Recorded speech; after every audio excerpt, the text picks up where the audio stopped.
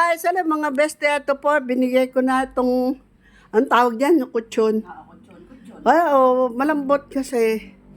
Kasi gawa nung kailangan yung space. Daan. Bababas. Sige, ayan po yung aking hipay. Gantong minuto, ganto. Ayan. Latang ihaba, malaki yan. Kasi po pag dumadating mga anak ko, yan ang ginagamit na higaan.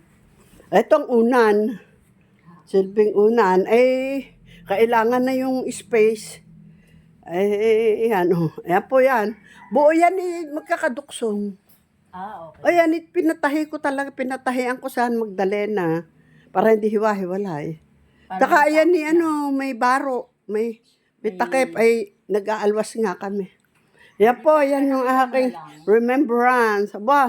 Sige, pang ilan ng tao to? Mga dalawa siguro pwede. Hindi, pagpapagano, apat nga Kasama pa yung aso namin.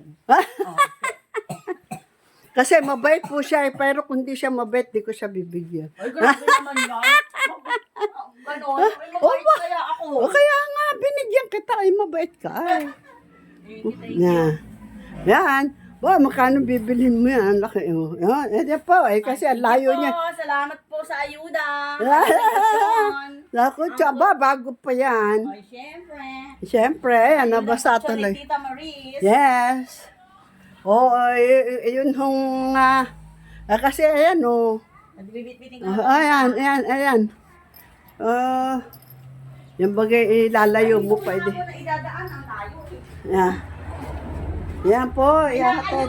May naayuda akong kutsyon. Dito ko na idadaan, te. May naayudang kutsyon. May naayuda.